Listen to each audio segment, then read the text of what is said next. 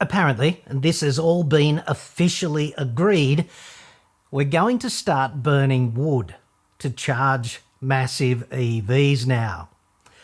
This, of course, is a matter of common experience. Certainly lately, every time it looks like the human race has achieved peak imbecile, we just trot off and invent a better idiot.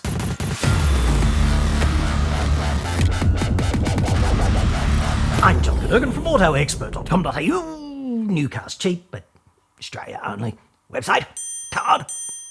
Okay, so Volvo CE, which stands for Construction Equipment. They've jumped into bed recently with Rolls-Royce. That would be the power engine type Rolls-Royce dudes and not the rich twat detector automotive brand, which is actually owned by BMW.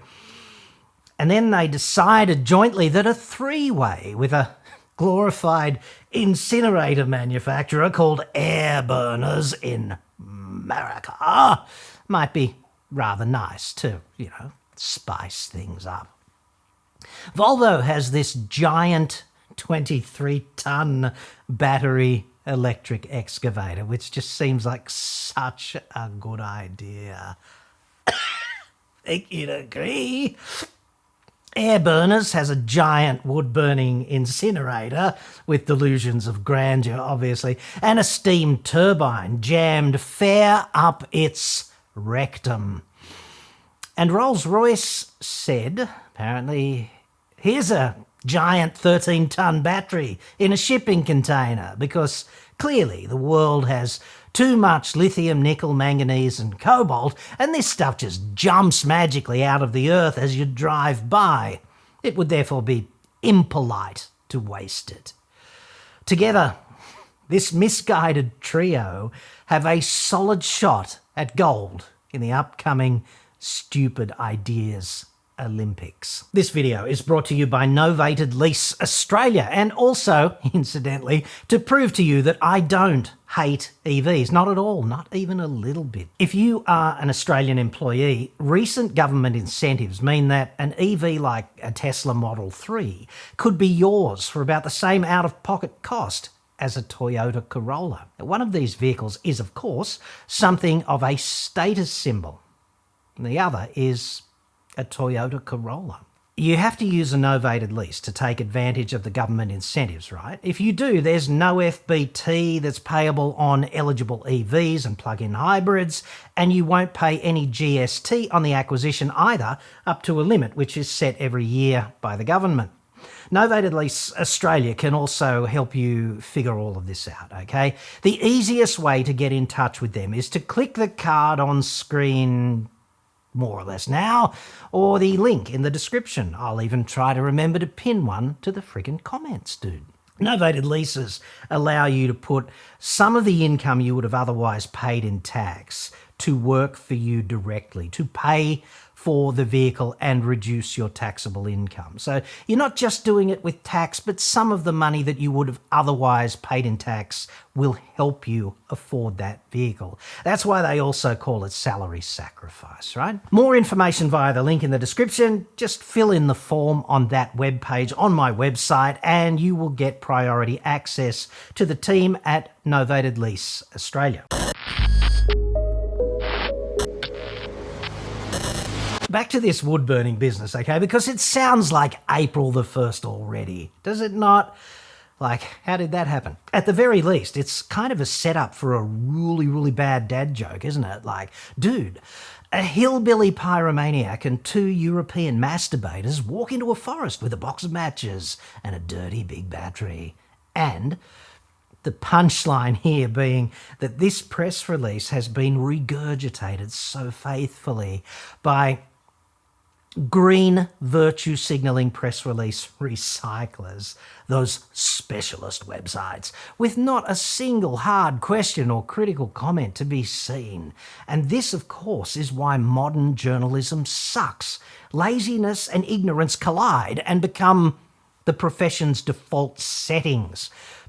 The promoters of this bullshit item of equipment call it a, quote, biocharger. And of course. It comes in the only colour you like, green. Just like Cement Australia's crematorium electric trucks, incidentally.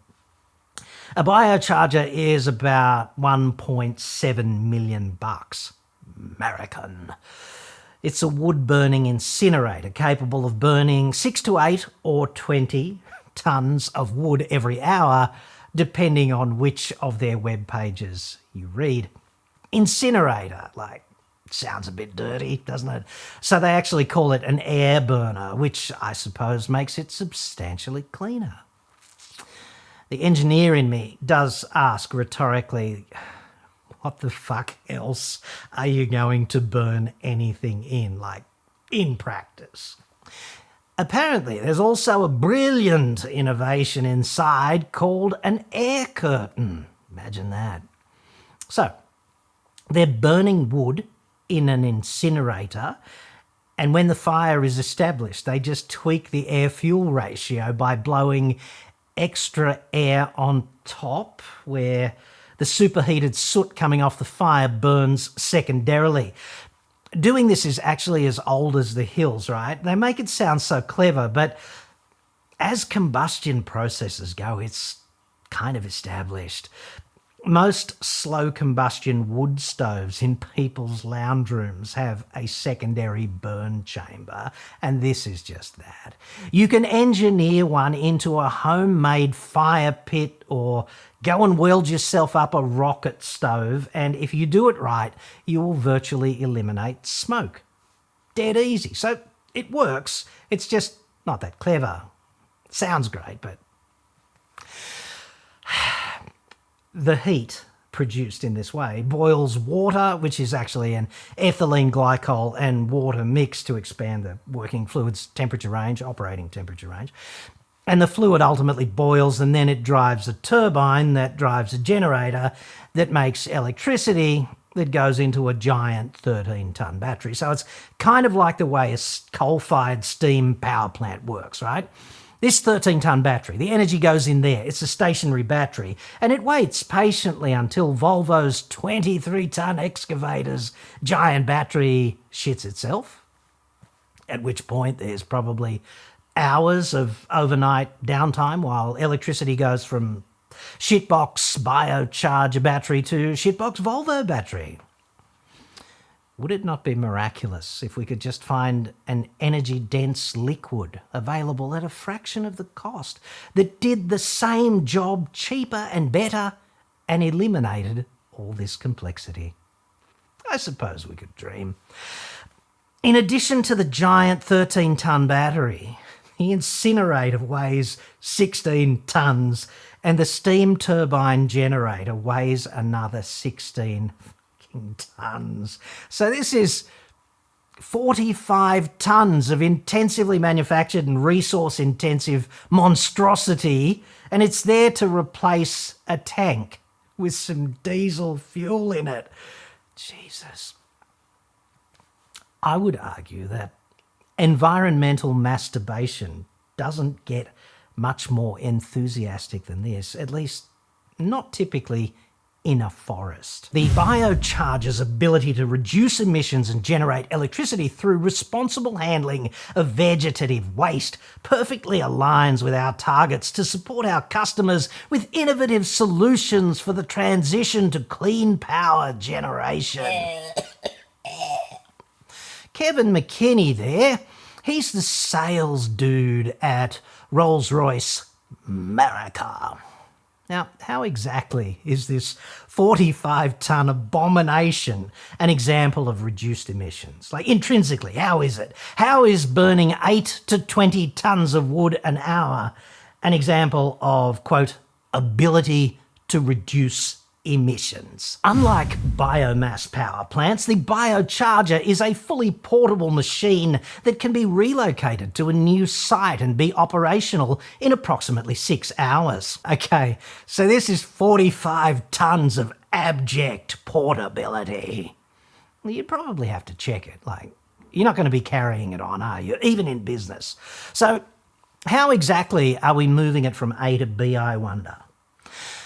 That's right, dude. Exactly the same way we manufactured it, with a shit ton of hydrocarbon energy. Because facts. The biocharger permanently eliminates up to 20 tonnes of vegetative waste per hour without emitting harmful greenhouse emissions like methane and black carbon, the second biggest contributor to climate change after carbon dioxide. The biocharger specs actually say 6 to 8 tonnes per hour, but hey, 20 is a nice round number. Let's go with that. Chemistry says, okay, whenever you burn a fuel like petrol or diesel or LPG, cellulose, also known as wood, coal, ethanol, whatever, the main combustion byproducts are going to be CO2 and water. You can't subvert that. That's just how combustion rolls. Every tonne of wood you burn yields about 1.8 tonnes of CO2. So 20 tonnes of wood an hour equals 36 tonnes of CO2 per hour to keep a handful of excavators running. Now, a Cat D10 bulldozer is going to burn about 90 litres of diesel per hour in a heavy-duty work cycle. 1 litre of diesel emits about 2.7 kilos of CO2 when you burn it, times 90 equals, call it, 250 kilos of CO2 per hour. So, as far as I can tell, one biocharger casting 20 tonnes of wood into the pit of hell per hour is about the same in terms of CO2 as 144 Caterpillar D10s slogging their freaking asses off. And I certainly appreciate that the diesel comes from oil, whereas wood is biomass and therefore hypothetically renewable if you grow the forest back over, I don't know, the next 50 to 100 years. But if you just left the wood waste on the floor of the frickin' forest instead of burning it, that CO2 would of course be effectively sequestered for, I don't know, years or maybe even decades, as opposed to released immediately by bullshit biocharger brilliance. Why are we burning this stuff anyway? Bushfires in Australia are much more deadly to humans and animals and much more destructive today than only a few decades ago. This is the result of urban housing pushing more and more into the bushland and the lack of aggressive intervention by creating defensible zones at the bushland-urban interface for the protection of homes and businesses. Ah yes, quite right. Bushfire hazard mitigation. That's Air Burners Australia there. There's no biocharger here, of course, at least not that I can see, but the company is very keen indeed to incinerate any native habitat you might prefer gone. And this just screams environmentally friendly to me. I would argue that they are properly full of shit on this claim that bushfires are more deadly today than previously, because insofar as I can tell, that's simply misleading or deceptive or an outright lie. And the ACCC, in my view, should perhaps depart from tradition by awakening and investigating this bullshit claim. According to two leading RMIT academics, Kate Haynes and Amelie Tibbetts from the University Centre for Risk and Community Safety, bushfire deaths of humans in Australia from 1900 to 2006 look kind of like that. Deadliest year was in the 1940s, and there are also spikes in the 20s, early 50s, late 60s, and late 80s. And there is, look at it, dude, there is no discernible trend. Certainly no uptick, is there? Like, according to Prevention Web, 65 people died in bushfires from 2010 to 2020. There was a spike of 35 in 2020, sadly. Each death is, of course, a huge personal tragedy, obviously. But 35 is hardly a record or even remarkably terrible in an historical context. Put it in perspective, falls involving stairs kill about 100 Australians every year. So in that sense, stairs are 3 times as objectively terrifying as bushfires were in fiscal 2020. And I'm not trivialising those deaths on stairs either, incidentally. I'm putting it out there for a sense of frickin' perspective. That spike there in about 1968 or 69, whatever it is, it looks to be about 60 people, okay? But at that time, you have to remember, the population of Australia was only about half what it is today. So in real terms, like deaths per capita, the bushfire death rate has plummeted. So Airburn Australia, you appear to be full of shit on that one. It looks to me like nothing more than existence-justifying fear-mongering designed to whip up a few sales. And it's especially poor form in my estimation, as that claim is the first fucking full sentence on their website. On the CO2 emitted by their glorified green bullshit incinerator, right?